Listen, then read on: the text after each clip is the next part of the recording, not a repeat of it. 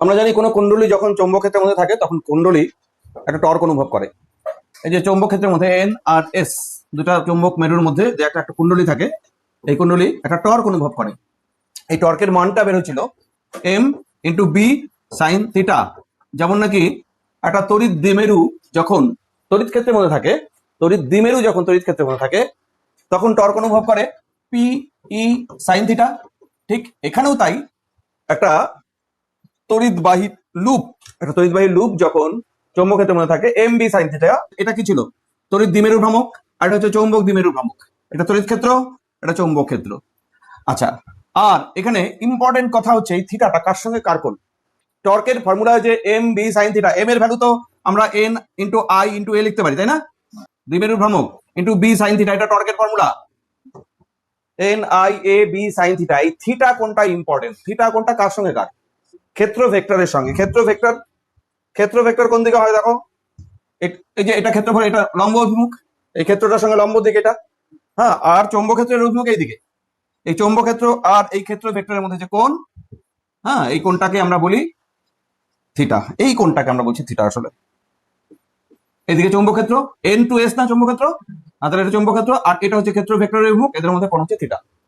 Important কথা, অঙ্কের মধ্যে তোমাকে টর্ক বার করতে দিল, একটা কুণ্ডলী বললো, পাক সংখ্যা বলা আছে 100 পাকের একটা কুণ্ডলী, তার মধ্যে দিয়ে 2 অ্যাম্পিয়ার কারেন্ট যাচ্ছে, এটাও দেওয়া আছে। কুণ্ডলীর দৈর্ঘ্য প্রস্থ দেওয়া আছে, মানে ক্ষেত্রফলও দেওয়া আছে, চৌম্বক ক্ষেত্র দেওয়া আছে, কোণও দেওয়া আছে। কিন্তু কোনটা এমন ভাবে দেওয়া আছে তোমাদের ভুল হয়ে যাওয়ার সম্ভাবনা। দেখো কিরকম। আমরা জানি এখানে কোণ কি হওয়া উচিত, কোণ হওয়া উচিত চৌম্বক ক্ষেত্রের সঙ্গে ক্ষেত্র ভেক্টরের কোণ। কিন্তু বেশিরভাগ অঙ্কে দেওয়া থাকে, তোমরা যাতে ভুল করো, সেটা হচ্ছে কুণ্ডলীর সঙ্গে বিয়ের কোণ। এটার মানে কুণ্ডলীর সঙ্গে বিয়ের কোণ আর ক্ষেত্র ভেক্টরের সঙ্গে বিয়ের কোণ আলাদা। দেখো কিরকম, বোঝো এটা। এটাই মনে করো একটা কুণ্ডলী, তড়িৎবাহী কুণ্ডলী। এটা কুণ্ডলীর সঙ্গে বিয়ের কোণ, কোনটা হচ্ছে, এটা কুণ্ডলীর তল, কুণ্ডলীর তলের সঙ্গে মানে এই রেখাটার সঙ্গে বিয়ের কোণ এটা। আসলে বিয়ের সঙ্গে এইখানে এই ছবিতে ক্ষেত্র ভেক্টর এইটা, এই কোণটা লাগবে আমার। দেওয়া থাকে বেশিরভাগ অঙ্কের মধ্যে এইটা। ধরো এটা 30 ডিগ্রি যদি হয়, বলো তো তাহলে আমাদের আসল কোণটা কত? 90 - 30, 60 ডিগ্রি। হ্যাঁ, এইখানে ভুলটা হয় কিন্তু। হ্যাঁ, সেই জন্য অনেক সময় অঙ্ক করতে গিয়ে দেখতে হবে যে কুণ্ডলীর তলের সঙ্গে চৌম্বক ক্ষেত্রের কোণ দেওয়া নাকি নাকি সত্যি সত্যি ক্ষেত্র ভেক্টরের সঙ্গে কোণ দেওয়া। যদি কুণ্ডলীর তলের সঙ্গে থাকে তখন 90 মাইনাস করে নিতে হবে। হ্যাঁ, ওইখানে ভুলটা হয়। তাহলে এটা টর্কের ফর্মুলা, কুণ্ডলীর উপর টর্ক। আচ্ছা দেখো, কুণ্ডলীর উপর টর্ক প্রয়োগ করলে কি হয়? কুণ্ডলী ঘুরে যায়। টর্ক প্রয়োগ হলে কি হয়? ঘোরে। আমরা জানি যে কোনো বস্তুর উপর টর্ক ক্রিয়া করা মানে হচ্ছে ঘোরার প্রবণতা সৃষ্টি হয় বা ঘোরে। তাহলে এখানে একটু কুণ্ডলী ঘুরে যায়। এই কুণ্ডলীর এই ঘুরে যাওয়া, চৌম্বক ক্ষেত্রের মধ্যে কুণ্ডলী ঘুরে যাওয়া, এই নীতিটাকে কাজে লাগানো হচ্ছে। কাজে লাগিয়ে একটা যন্ত্র তৈরি করা হয় যেটাকে আমরা বলি গ্যালভেনোমিটার। আর এই গ্যালভেনোমিটারটাকে বলা হয়েছে চলকুণ্ডলী গ্যালভেনোমিটার। চলকুণ্ডলী গ্যালভেনোমিটার, গ্যালভেনোমিটার দুই রকম হয় আসলে। একটা হচ্ছে চলকুণ্ডলী, আর একটা হচ্ছে চলচুম্বক। দেখো, চলকুণ্ডলীর মধ্যে চলবে কে? কুণ্ডলী। ঘোরে কে?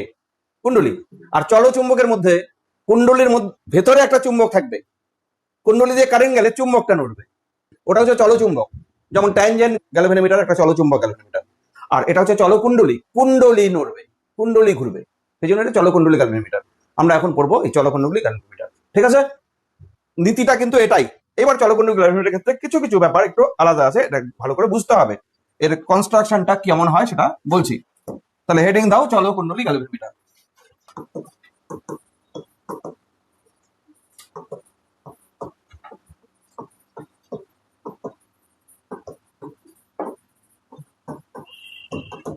দেখো, এইখানে একটা এন পোল থাকবে, এখানে এস পোল থাকবে, ওইরকমই চুম্বকের দুটো মেরু। চৌম্বকের দিক কোন দিকে হয়? N to S. তাহলে চৌম্বকের বি এর দিক তো এইদিকে আছে, ঠিক আছে। এবার মাঝখানে একটা কুণ্ডলী রাখা হবে। তাহলে কুণ্ডলীর মধ্যে যদি কারেন্ট আমি পাঠাই, তাহলে কুণ্ডলী কি করবে? টর্ক অনুভব করবে। তাহলে কি হবে? কুণ্ডলী ঘুরে যাবে। ধরো কুণ্ডলী ঘুরে যাচ্ছে এরকম, আমরা যদি কারেন্ট পাঠাতেই থাকি তাহলে কুণ্ডলী তো ঘুরতেই থাকবে। তাহলে কুণ্ডলীর মধ্যে কারেন্ট পাঠালে কুণ্ডলীর টর্ক অনুভব করবে, তার জন্য কুণ্ডলী ঘুরবে, ঘুরতে থাকবে। তার মানে এটা মোটর হয়ে গেল। আমি এটা দিয়ে গ্যালভেনোমিটার বানাতে যাচ্ছি। গ্যালভেনোমিটার দিয়ে কি করে? তড়িৎ প্রবাহ মাত্রা নির্ণয় করে। তড়িৎ প্রবাহ মাত্রা কত এটা বার করে। তাহলে এই সিস্টেমটাকে এখন এইরকম থাকলে চলবে না। গ্যালভেনোমিটার তৈরি করতে গেলে কুণ্ডলী ঘুরেই যাচ্ছে কারেন্ট দেওয়ার পরে, এটা থাকলে আমাদের তড়িৎ প্রবাহ মাত্রা মাপা যাবে না। এইটাকে রোখার ব্যবস্থা করতে হবে। উল্টা দিকে একটা টর্ক প্রয়োগ করতে হবে, তাহলে থেমে যাবে। এবার উল্টো দিকে টর্ক প্রয়োগ করা হবে এই কুণ্ডলীর উপর, একটা স্প্রিং লাগিয়ে দেওয়া হয় কুণ্ডলীর সঙ্গে, বুঝতে পারছো? স্প্রিং অ্যাটাচ করে দেওয়া হয়। এবার যখনই ঘুরতে চায় স্প্রিং এ মোচড় খায়, তো স্প্রিং উল্টা দিকে টর্ক দেয়, আর আর বেশি ঘুরতে দেয় না, তার মানে এক জায়গায় গিয়ে সাম্যাবস্থা দাঁড়িয়ে পড়ে। তাহলে স্প্রিংটা না দিলে কি হতো, ফ্রিলি মুভমেন্ট করতো, আর স্প্রিংটা দেওয়াতে ফ্রিলি আর মুভমেন্ট করতে পারবে না, কারেন্ট দিলেই এটা এক জায়গায় গিয়ে দাঁড়িয়ে গেল, বুঝতে পারছো? কে? কুণ্ডলীটা। এবার কারেন্ট একটু বেশি বাড়ালে কুণ্ডলীর উপরে টর্ক, চৌম্বক ক্ষেত্রে টর্ক আরেকটু বেশি হবে, আরেকটু বেশি ঘুরবে। কারেন্ট কম দিলে কম ঘুরবে। দেখো কারেন্ট পরিমাপ করার ব্যবস্থা হয়ে যাচ্ছে আমাদের। কারেন্ট বেশি দিচ্ছি, কুণ্ডলী বেশি ঘুরে যাচ্ছে, কারেন্ট কম দিচ্ছি, কুণ্ডলী কম ঘুরছে, স্প্রিংটা অ্যাটাচ করার জন্য, বুঝতে পারছো? এবার আমি এই কুণ্ডলীর সঙ্গে না একটা পয়েন্টার যুক্ত করবো, একটা কাটা যুক্ত করব। এই কুণ্ডলীর সঙ্গে এটা ফিক্সড করে দেওয়া একটা কাটা।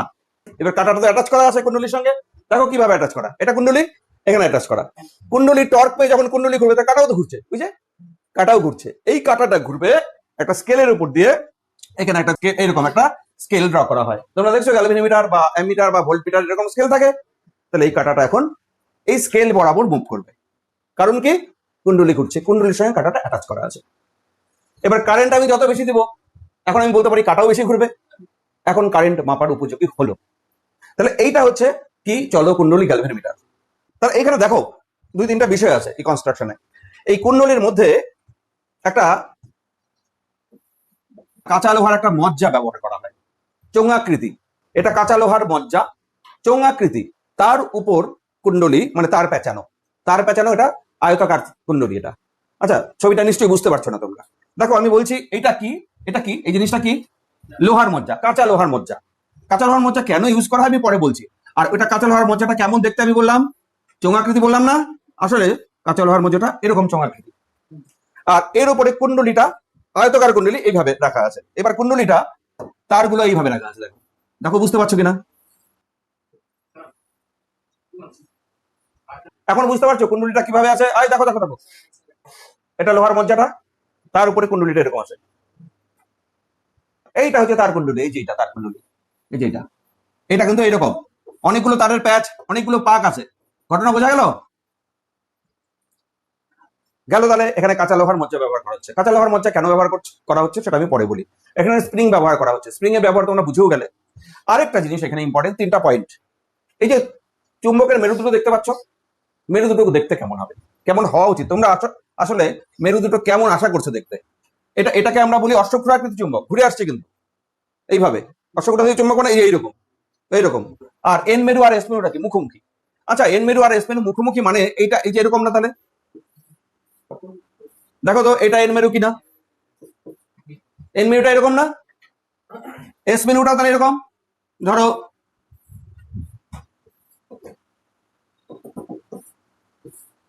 এস মেরুটা এরকম।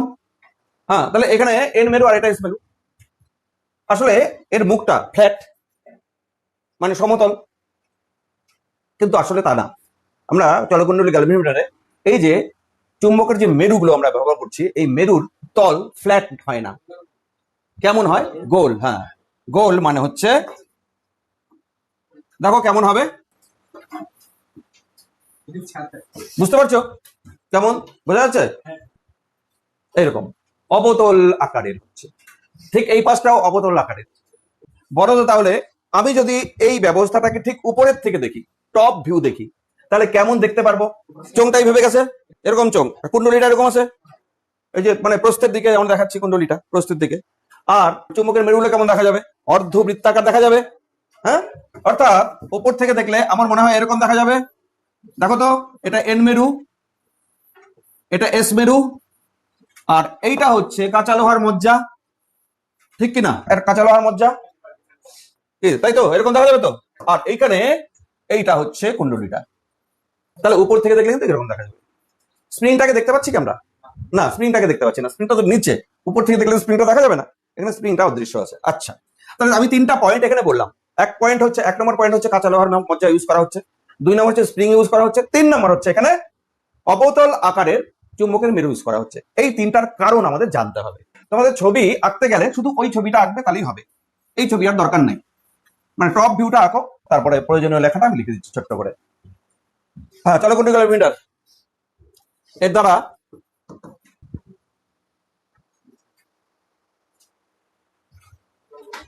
প্রবাহ মাত্রা পরিমাপ করা হয়।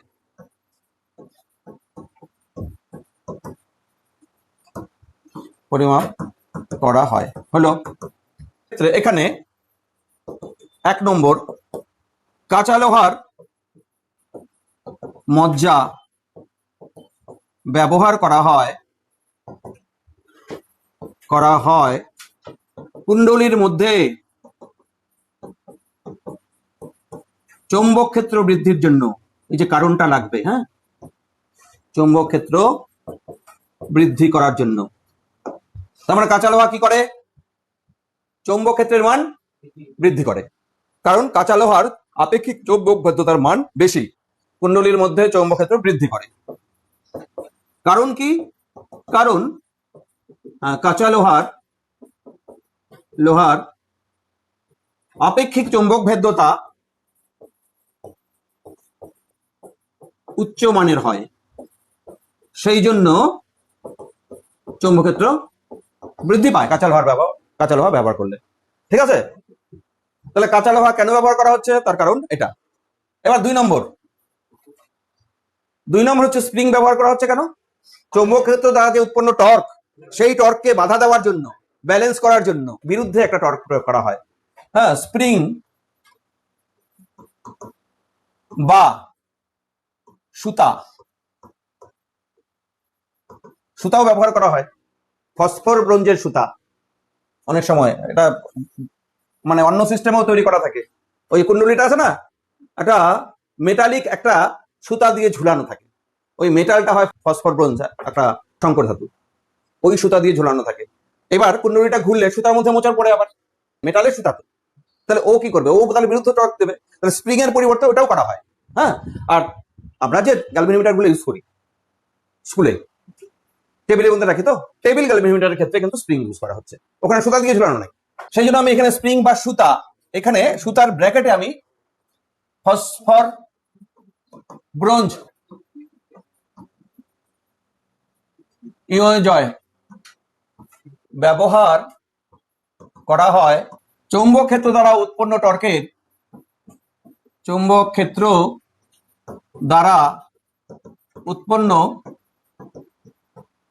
টর্কের বিরুদ্ধে প্রত্যানয়নকারী টর্ক উৎপন্ন করার জন্য স্প্রিং বা সুতা ব্যবহার করা হচ্ছে। সুতা যখন ব্যবহার করা হবে, সুতার মেটালটা হচ্ছে, সংকর ধাতুটা হচ্ছে ফসফর ব্রোঞ্জ। ঠিক আছে, ছোট ছোট কোশ্চেন কিন্তু আসতে পারে। নাম্বার 3, 3টা পয়েন্ট আমি বলছি, মনে রাখতে হবে। এবার হচ্ছে মেরুগুলো কেন অবতল আকার করা হয়। দেখো, মেরুটা এন মেরু মনে করো এরকম, এস মেরু মনে করো ফ্ল্যাট হলে কি হবে? চৌম্বক ক্ষেত্রটা সোজা সমান্তরাল ভাবে থাকবে এরকম ভাবে, বা চৌম্বক বলরেখাগুলো এরকম হতো। এবার ফ্ল্যাট না করে আমরা কি করছি? এইরকম গোল করে দিচ্ছি। এইটা করলে কি হচ্ছে? আবার টপ ভিউ আঁকছি, তাহলে এটা এন মেরু, উপর থেকে দেখছি চৌম্বক ক্ষেত্রটা না ব্যাসার্ধ বরাবর কেন্দ্রের দিকে থাকছে, ওটা সমান্তরাল হচ্ছে, এটা ব্যাসার্ধ বরাবর কেন্দ্রের দিকে এইরকম ভাবে কাটলে চৌম্বক ক্ষেত্রের দিক কিন্তু বিভিন্ন জায়গায় যায়, ব্যাসার্ধ বরাবর কেন্দ্রের দিকে হবে। এই যে এটা অবতলাকার, তার একটা কেন্দ্র থাকবে, ওই কেন্দ্রের দিকে হবে চৌম্বক ক্ষেত্র। তাতে হচ্ছে এই ব্যাপারটা। দেখো এবার কুণ্ডলী আছে এখানে, কুণ্ডলীটা দেখতে কেমন এখন বলো? এরকম না? টপ ভিউ তো কুণ্ডলী, তো এটা কুণ্ডলীর ক্ষেত্রফলের দিক, এটা না কুণ্ডলীর ক্ষেত্রফলের দিক এটা। আচ্ছা, এই দিকের সঙ্গে এই চৌম্বক ক্ষেত্রটার দিক কত আছে? এই যে এটা 90 ডিগ্রি। আচ্ছা, কুণ্ডলী ঘুরে গেল, মনে করো অন্য পজিশনে গেল, কুণ্ডলী ঘুরে গিয়ে মনে করো এই পজিশনে আসলো। এবার কুণ্ডলীর ক্ষেত্রফল মনে করো এইরকম, এইটা কুণ্ডলীর ক্ষেত্রফল। আবার এখানে চৌম্বক ক্ষেত্র আছে না, দেখো এখন আবার চৌম্বক ক্ষেত্র আর কুণ্ডলীর ক্ষেত্রফলের দিক কি? 90। যেভাবেই কুণ্ডলী যাক না কেন, কোনো না কোনোর সঙ্গে 90 ডিগ্রি থাকবেই। তার মানে বি এর সঙ্গে এরিয়া ভেক্টরের অ্যাঙ্গেল 90 ডিগ্রি করার জন্য করা হচ্ছে এরকম অবতল আকার। কুণ্ডলী অবতল আকার দিলে কি হচ্ছে? চৌম্বক ক্ষেত্র আর ক্ষেত্র ভেক্টর 90 ডিগ্রি হবেই, কোনো না কোনো চৌম্বক ক্ষেত্রের সঙ্গে 90 ডিগ্রি হবেই। আচ্ছা, টর্কের ফর্মুলা কি ছিল? N I A B sine theta ছিল না? এই থিটার ভ্যালুই বলছি 90 ডিগ্রি অলওয়েজ হচ্ছে। এই যে এরিয়া ভেক্টরের সঙ্গে বি এর কোণ তো এটা, এরিয়া ভেক্টরের সঙ্গে বি এর কোণ এটা, তাহলে এই কোণটাই তো 90 ডিগ্রি হচ্ছে। তাহলে সাইন 90 কত হচ্ছে? 1। তাহলে টর্কের ভ্যালুটা এখন আর কোণের উপর নির্ভর করছে না, এন আই এ বি। বুঝতে পারছো? সাইন থিটাকে সরিয়ে দিলাম। তাহলে আমাদের টর্কের ভ্যালুটা কোণের উপর নির্ভর করছে না, সর্বদাই সমান টর্ক যেভাবেই থাকুক না কেন কুণ্ডলী, টর্ক চৌম্বক ক্ষেত্র সেম টর্ক দিচ্ছে N I A into B. বুঝতে পারছো? তাহলে কোণের উপর নির্ভরশীল আর থাকছে না কে? টর্ক। টর্ক কোণের উপর নির্ভরশীল থাকছে না। চৌম্বক মেরুদয় অবতল আকার করা হয় কারণ কেন্দ্রাভিমুখী ব্যাসার্ধ বরাবর চৌম্বক ক্ষেত্র সৃষ্টি করার জন্য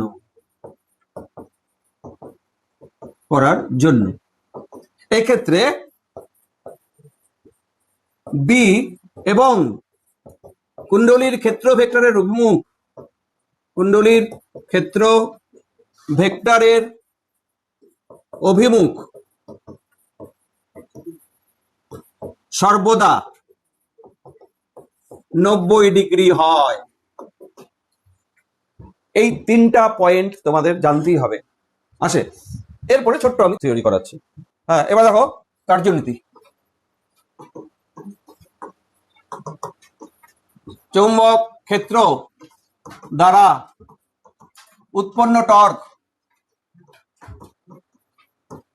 tau equal to N I A B sine 90 করে দাও, একবার লেখো। তাহলে এন আই এ বি, এটা টাউ এম লিখলাম। হ্যাঁ, টাউ এম চৌম্বক ম্যাগনেটিক টর্ক। এবার স্প্রিং দ্বারা টর্ক,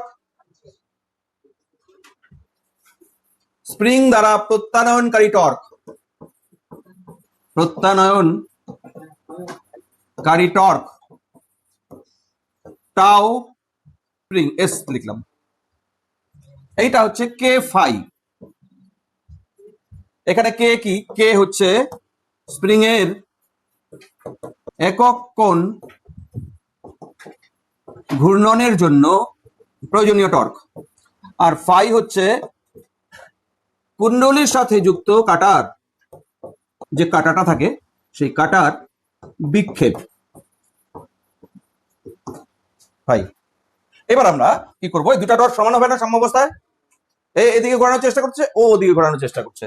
তাহলে সাম্যাবস্থায় লেখো, আমরা কিন্তু লিখতে পারি যে tau spring equal to tau magnetic.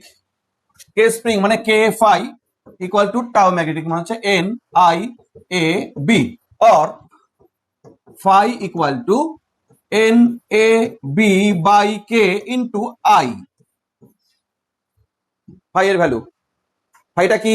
সেই যে কাটার ঘূর্ণন, মানে কুণ্ডলীর ঘূর্ণন। কুণ্ডলী যতটা ঘোরে সেটাই তো ফাই, আর কাটার ঘূর্ণন আর কুণ্ডলীর ঘূর্ণন তো এক, কাটা তো কুণ্ডলীর সঙ্গে অ্যাটাচ করা। এখানে একটা ব্যাপার দেখো, ফাই কি হচ্ছে? সমানুপাতিক আই। তাহলে আমরা কুণ্ডলীর বা কাটার ঘূর্ণন থেকে আমরা প্রবাহমাত্রা নির্ণয় করতে পারি, আর এটাকে আমরা বলি চলকুণ্ডলী গ্যালভানোমিটারের নীতি। এটি চলকুণ্ডলী গ্যালভানোমিটারের নীতি।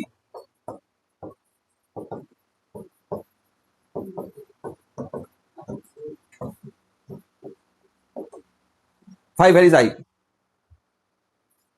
তাহলে আমরা একটা জানা কারেন্ট দিয়ে কত বিক্ষেপ হয় সেটা যদি আমরা দেখে নিতে পারি একবার, তাহলে স্কেল তৈরি করে ফেলতে পারবো। স্কেল তৈরি করে ফেলতে পারলে একবার সেই গ্যালভানোমিটার দিয়ে আমরা যে কোনো কারেন্ট মাপতে পারবো। তাহলে স্কেল আগে বানাতে হবে। একটা জানা কারেন্ট দিয়ে স্কেলটা বানিয়ে ফেললাম। ধর আমাদের জানা আছে 10 অ্যাম্পিয়ার কারেন্ট, পাঠালাম, দেখলাম কুণ্ডলীর বিক্ষেপ একটা কিছু হচ্ছে। তাহলে যতখানি বিক্ষেপ হলো সেটা হচ্ছে 10 অ্যাম্পিয়ার। তাহলে ব্যাস, তার অর্ধেক করে দেবো 5 অ্যাম্পিয়ার, তার অর্ধেক করে দেবো 2.5 অ্যাম্পিয়ার। এইভাবে ভাগ করে নিচ্ছি আমরা। এইভাবে স্কেল তৈরি করে নিতে হয়, ক্যালিব্রেশন অফ স্কেল আমরা বলি। তাহলে এটাই হচ্ছে চলকুণ্ডলী গ্যালভানোমিটারের নীতি। এখন দুটা টার্ম আমাদের একটু জানতে হয়। একটা হচ্ছে সেন্সিটিভিটি। সেন্সিটিভিটি বাংলা জানি কি? সুবেদিতা। এই চলকুণ্ডলী গ্যালভানোমিটার বিষয়ে দুটো ফিজিক্যাল কোয়ান্টিটি বা টার্ম আমাদের শিখতে হয়। সেটা হচ্ছে, এক নম্বর হচ্ছে প্রবাহ সুবেদিতা। আচ্ছা, সুবেদি মানে বোঝো তো? সুবেদি বা সুবেদিতা মানে বোঝো তো? বাংলা বোঝো না, ইংরেজি বোঝো তো? সেন্সিটিভ মানে বোঝো তো? সেন্সিটিভ, যার সেন্সিটিভিটি বেশি সে বেশি রাগ করবে, একটু বকাতে সে বেশি রাগ করবে। আর যার সেন্সিটিভিটি কম তুমি বকা দিয়ে যাচ্ছ, ওর কোনো যায় আসছে না, তাহলে তো তার সেন্সিটিভিটি কম।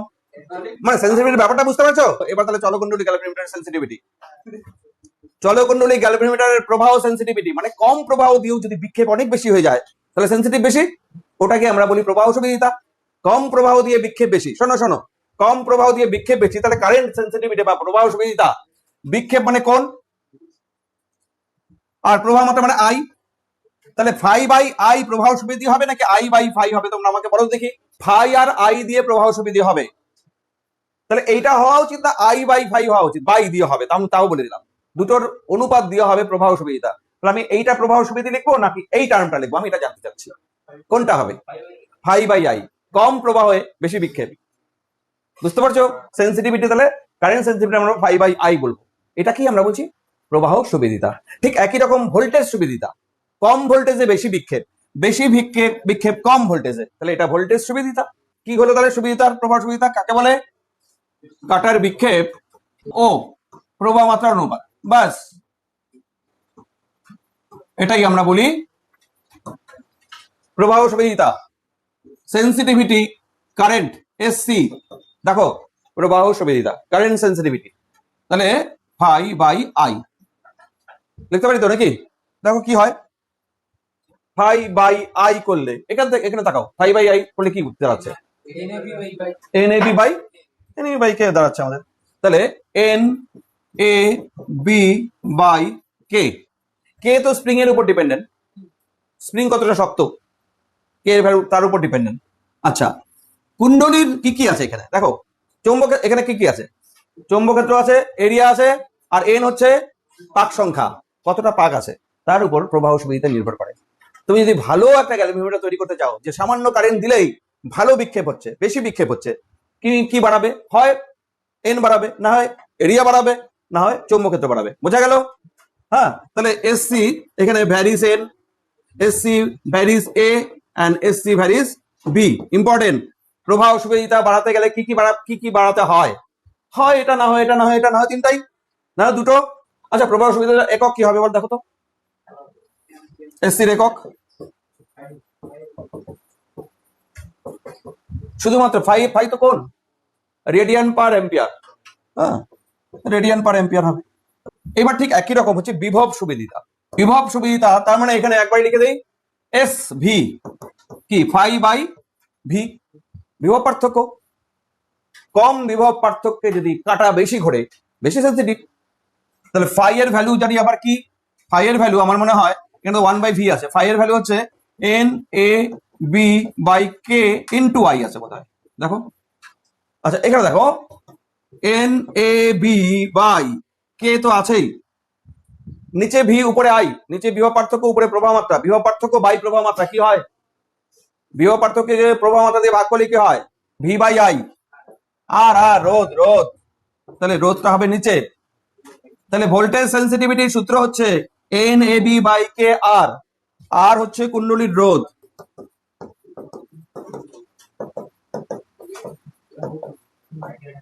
আচ্ছা শোনো, এস ভি অবশ্যই ক্ষেত্রফলের সঙ্গে সমানুপাতিক, অবশ্যই চৌম্বক ক্ষেত্রের সঙ্গে সমানুপাতিক, অবশ্যই এন এর সমানুপাতিক না। এখানে ইম্পর্টেন্ট পয়েন্ট আছে দেখো, প্রবাহ সুবিদিতা এন এর উপর নির্ভরশীল, বিভব সুবিদিতা এন এর উপর নির্ভরশীল না। তুমি দেখতে পাচ্ছ হয়তো এন আছে, তাও বলবো এন এর উপর নির্ভরশীল না। কেন জানো তো? এন বাড়ালে আর বেড়ে যাবে, এন দ্বিগুণ বাড়ালে আর দ্বিগুণ বাড়বে। পাক সংখ্যা যদি বাড়াও, পরিবাহীর দৈর্ঘ্য বেড়ে যাচ্ছে, দৈর্ঘ্য বেড়ে গেলে রোধ বাড়বে, তাহলে হ্যাঁ ক্যান্সেল হয়ে যাবে। তুমি এন যদি 2n করো, রোধ 2r হবে, তাহলে এন বাই আর এটা কিন্তু ধ্রুবক। তাহলে এস ভি এন এর উপর নির্ভর করে না, এটা কি ইম্পর্টেন্ট পয়েন্ট। হ্যাঁ, এন এর উপর নির্ভর করে না, কারণ কি? কারণ N by R equal to ধ্রুবক। পাক সংখ্যা আর কুণ্ডলীর রোধ, যত পাক বাড়াবে রোধ বাড়বে। বাস চলো কুণ্ডলী গ্যালভ্যানোমিটার আমাদের এখানে শেষ।